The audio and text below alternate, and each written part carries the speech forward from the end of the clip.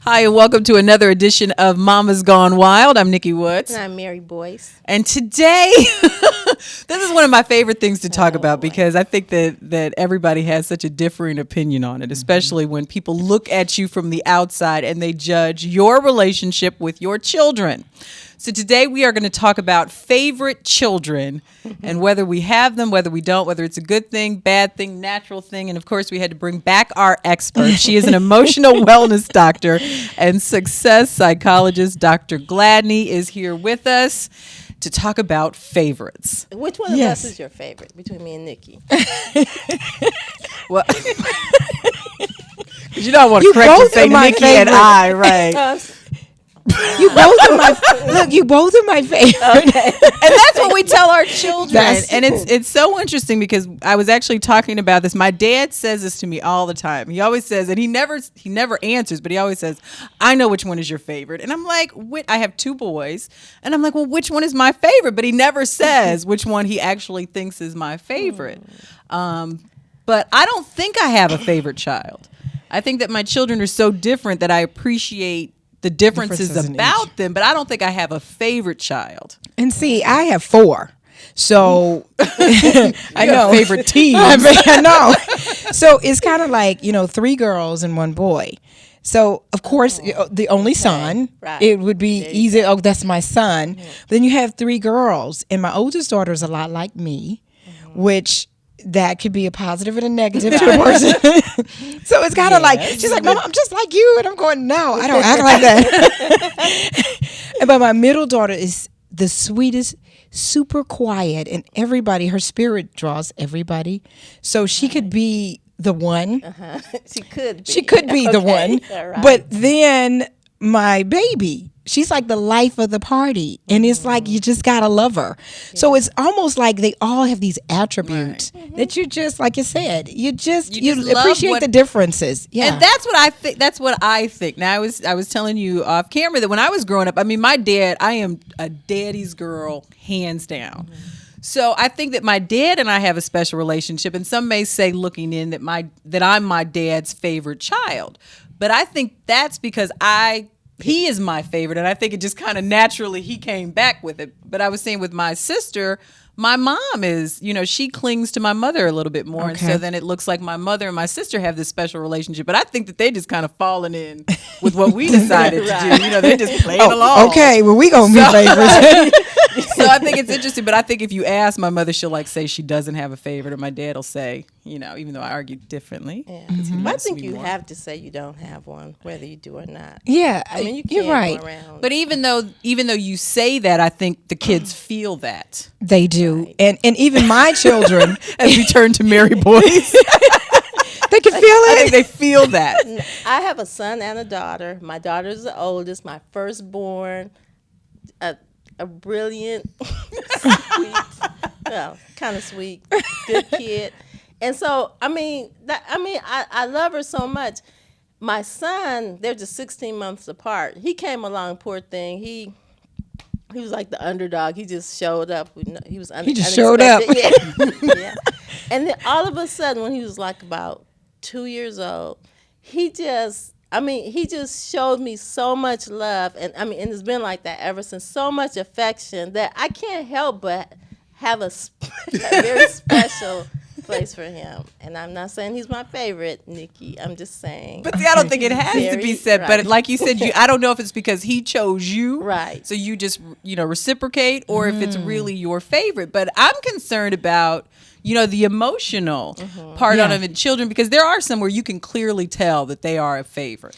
Right. And how that affects children if they don't get that time or they don't get that attention. Yeah, it's damaging. I mean, it really is, because I have dealt with grown-ups, and they are talking about all of their childhood. Well, you were the favorite. You got what I didn't get you.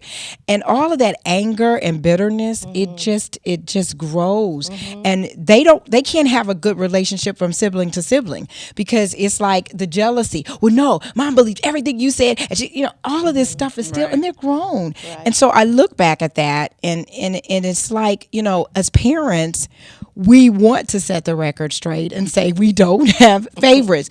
And if you can help it, I think it's natural that some of your kids, and I'll say some because I have all the Because you have the team. but but your personality may click better. But still, as a parent, our responsibility is understanding the mature level of how to value and bring out the best in each child, and to definitely not to try to make those distinctions. Now, my kids will probably say that my baby is a favorite, and I think that always happens because the baby obviously is going to be the baby. I was a baby child as well. Me too. And see, we all were, so we knew we had a little bit of something going on. So, of course, being the baby, I think there's always going to be something because that's your baby, and you're done in the last one, so you kind of take care of them a little more.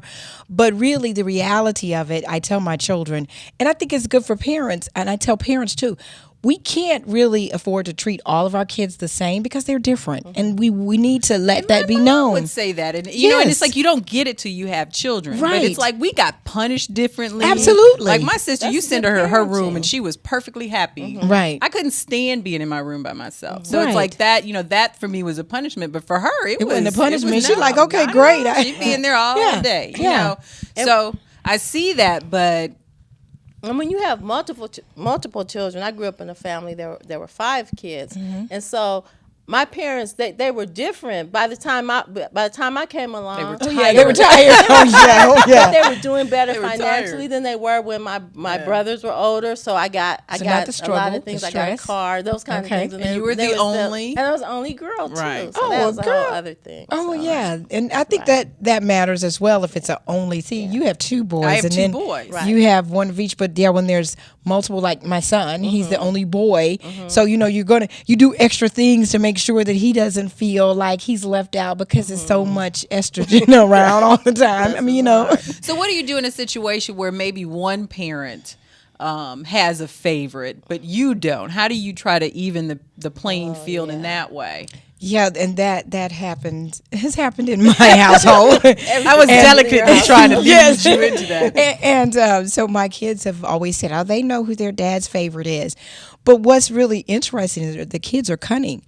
They look at it in a lighter sense because they know that they all are loved. So they kind of use her to get whatever they want. And so if they could do it that way and not take it personal, but it has been a conversation to say, and it's almost like a person is not aware that they're doing that. And it's like, really? I'm really favored. It's like, well, but she has my heart, and all of that. The special spot, we've heard that before, right? The special spot. And so it's kind of like, well, you have to be conscious of it, because if the treatment is different, and that's what kids are always looking at. They're always saying, well, you didn't do that for me, or you did that for me, or I got this short short end of the deal. Right. Everybody's out for what's in it for me, and kids are infamous for that. As adults, we're like that too, but the kids are really looking at that. So you need to have a conversation, because you don't want it to have emotional scars, so that when they are older, I was telling a story because I think that, and I didn't realize it till we were actually having this discussion recently. But it's like generational. Oh, it's like I have my grandmother was 103 when she died, and she has sisters that are like 100 years old, and they still, really don't get along because of something that their parents did 80 years ago. I'm like, really? Yeah. So it's like you never really heal from that, because I guess that's like your first love is your parents. So it's kind of like being hurt in a love relationship, and you just never. You never felt like you were good enough for saying that. Right. You never felt good enough. That's the message. I'm not as good as this person. Right. So if that's what your foundation in your home, just imagine as you go out in life, you're going to always not feel good enough. If I just had what they had, or it's their personality, or the way they look, because unfortunately, in a lot of families, it gets down to what the child looks like. That's a whole other topic. That's a whole nother topic. Light skin, dark skin. I know some people whose parents favor their kids because one is lighter or something like that. And That's really sick. And in our families, you know, we run the gamut of skin colors and tones, and you never know. You don't know who's going to reach back and get some blue eyes, and you just never know. Right. And it really, that's a really big issue. Like you said, it's a whole nother topic. So what advice would you give? Like, say that we've made this mistake, or we're already, you know, into older, maybe teenagers or the tween age or whatever. What would you say to parents on how they can start correcting that? Well, yeah, I'd say, first of all, parents have to realize it and accept it, that this is something, because they're usually in denial. But accepting it, and you can find out asking your kids. You know, you can find out and saying, okay, I'm going to sit you out. I want the truth. No judgment. But you can say, I want the truth. Do you guys think that I have a favorite, and why? Why is that? And so you get it from the kids, because they're going to really tell you. Right. And if it's a favorite when they'll say, yeah, I know I'm the favorite because you do this for me, you know. So sit down with your kids and then explain to them that I love you guys the same. You know, it's not a difference in love, but I want you to help mommy, because I want to make sure that everybody feels like, you know, they're loved the same. And that's what kids look at it, like their love is different. The love is different that you have for them. I'm going to ask that question. I'm going to see what happens. Yeah, ask your kids and they'll tell you. They'll tell you. Dr. Gladney, tell us the name of your book again and how we can get your book. It's called If I Have to Tell You One More Time. I love it when she says that. 6 Keys to Motivating Your Kids. And you can go to 6keystomotivatingkids.com and you can get the book. And then I have another one for mothers. You know, it's You Can't Be Sick, I Have to Work, 50 Tips to Emotional Wellness for Working Mothers. Yeah. So I have a lot of stuff to help us in this parenting arena. Excellent. Well, we always appreciate having you here. And another lady who often talks about success, Judge Mablean from Divorce Court. And she has her own book where she motivates and she inspires, and she has some tips for success. 4 of them. 4 tips for success from Judge Mablean.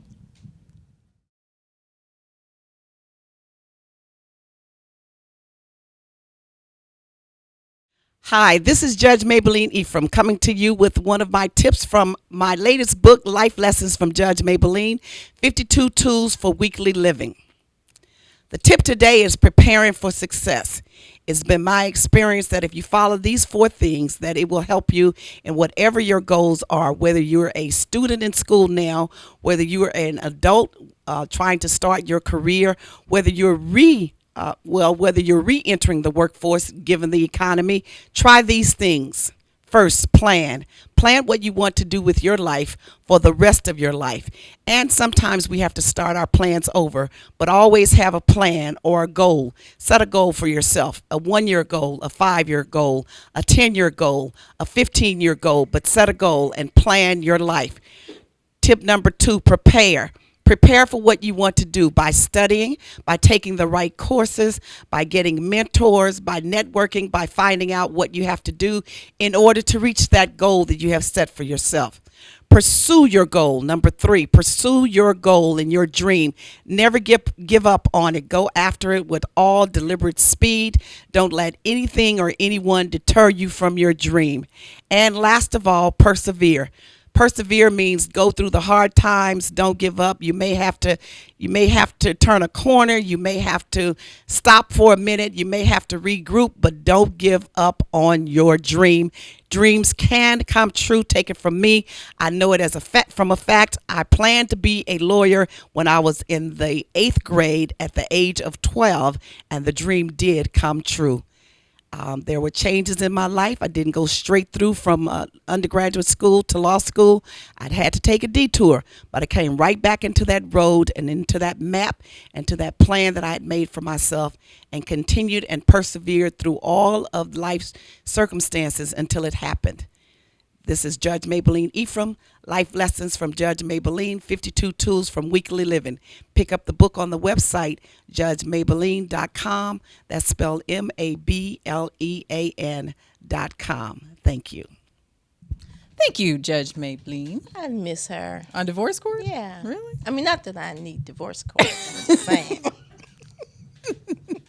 But she's got some deals in the works, so she may be back with a Right. court show. So that's good stuff. Deal. We got a letter about starting traditions. It says, Dear Mary and Nikki, I am a single mom who has relocated to a city that's away from my family and close friends. I feel guilty because my kids this is my life. Have to miss out on Sunday dinners that my mom cooks back home. No, this is not my life. We rarely get back there for major holidays either. So I'm on a tight budget. And when I find a better job, maybe we'll do better. But until then, how can I fill the void of having family nearby? Tanya from Little Rock, Arkansas. Oh, well, Tanya. This is my story and sort of Nikki's story, too. I relocated with no family, and Nikki relocated.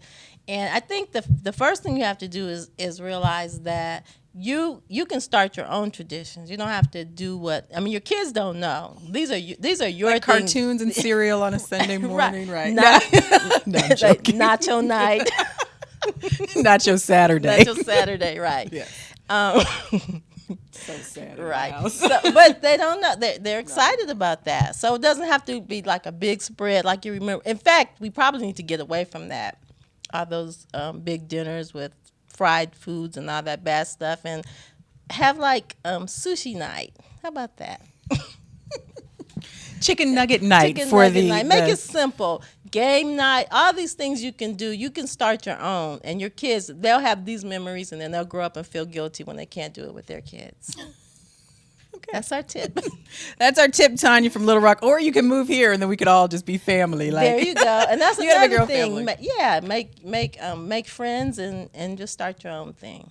All right. Well, you can email us too at mamasgonewild@gmail.com if you have a question or a comment or topic that you'd like to discuss. Right.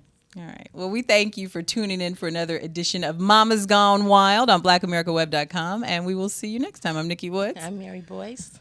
Stay wild.